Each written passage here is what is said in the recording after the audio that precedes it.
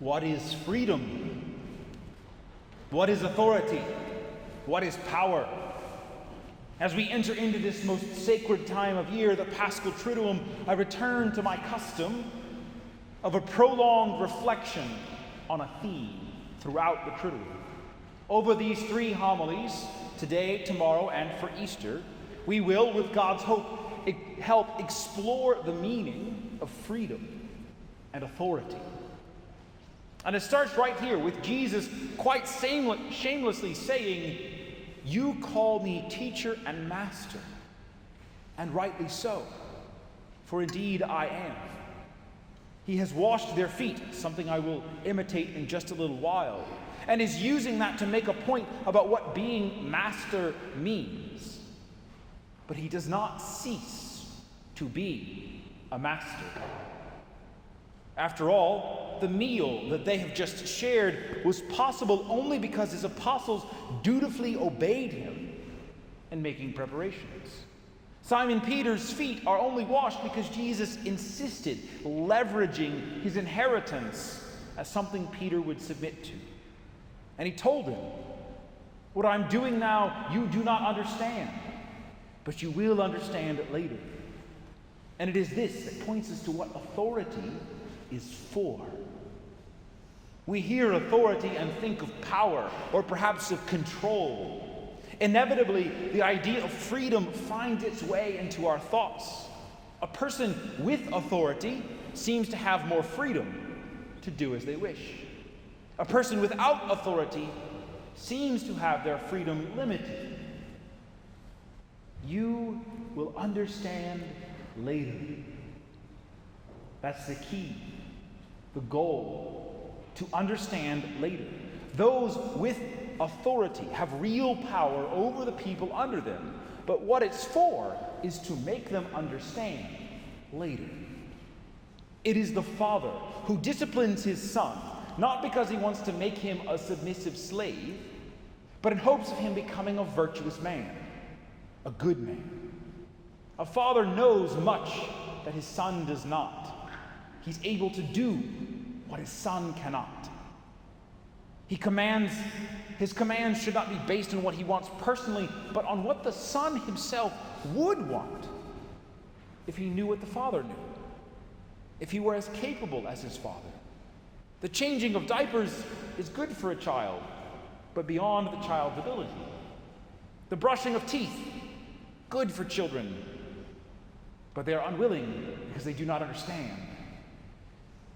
So the child is made to do these things. The hope he will understand later, that he will be capable later. And the need for this is 100-fold for him to be led into virtue and spiritual maturity. Even still, there comes a point where a son is more capable, perhaps even more knowledgeable. There are places where those with authority, spiritual, political, economic, are actually less capable, less understanding than the people under them. What then? The need for reform, justice, accountability. Yes. Yet there is still this. Human beings need to make sacrifices. It's in our nature. From the very beginning of creation, human beings have sought to give of themselves to another. It is not until Adam sees Eve, until he sees another person capable of receiving his love, that he even has a name for himself. Without love and self-gift, he is unfulfilled. Love leads us to sacrifice, time, money, effort spent on them. But there is one sacrifice that is best, that undergirds all of these if they are genuine: the sacrifice of one's own will. Obedience. Human beings without someone to obey are always unsatisfied. It's part of the reason so many bizarre cultures have sprung up throughout history. It's why people sometimes fall for the strangest of lies, the most outlandish of cults. We have an innate need to obey, to sacrifice our own will and freedom for the sake of something or someone. So even when authority is wielded by the less capable, they nonetheless offer us something we cannot offer ourselves: a place to obey, a chance to sacrifice in the name of love. So what does this have to do with the washing of the feet? Everything. Jesus made his apostles celebrate the Passover. He made them go about preaching without money or even spare clothes. He makes his apostles accept this gesture, washing the feet. But in every case, they still had their choice to submit, to obey. And they did, because without a master to teach them, they would never develop the freedom to be apostles and missionaries. Without the chance to obey, to sacrifice their own desires, they would never have the freedom to love. This is the heart of the priesthood instituted on this night.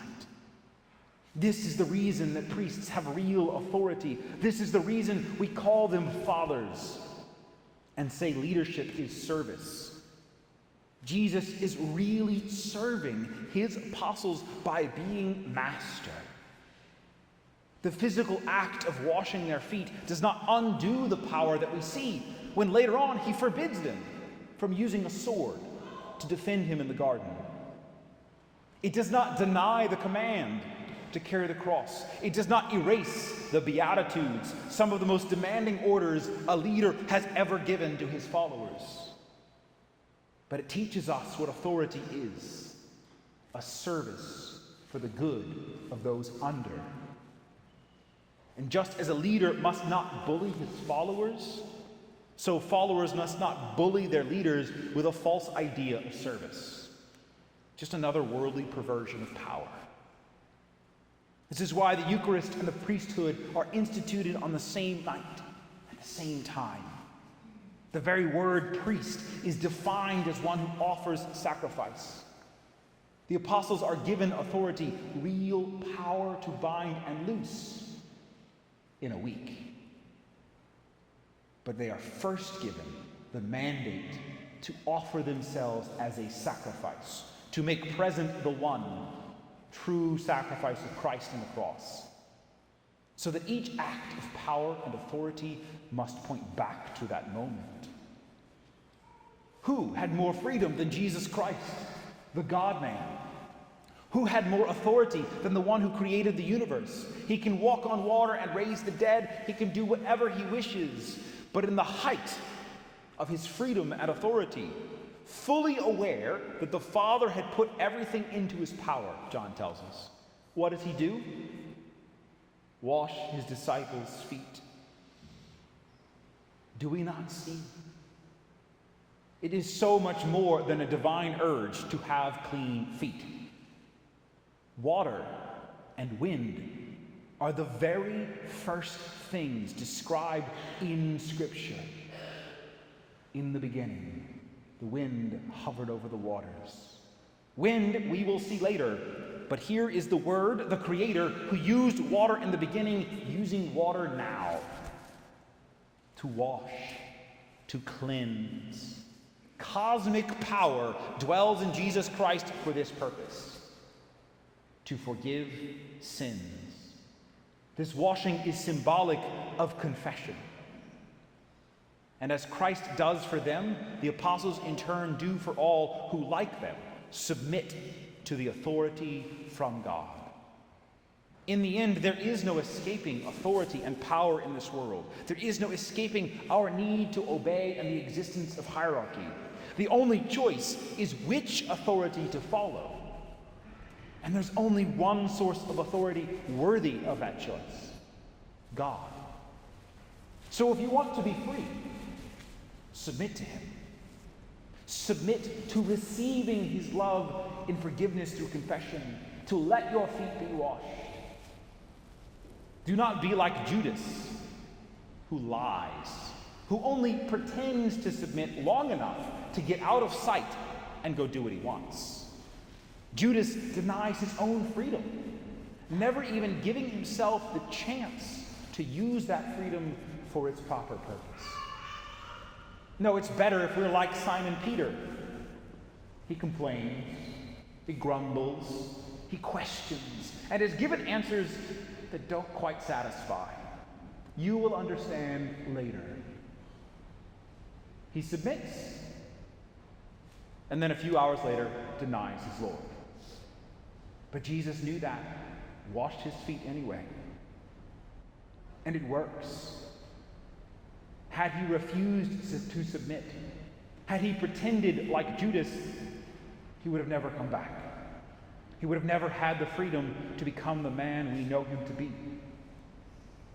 Would you like to be free? Learn from Christ, where freedom lay. In authority, rightly understood. The authority to serve, to sacrifice. What is freedom, really? Only one thing. Freedom is the authority to love.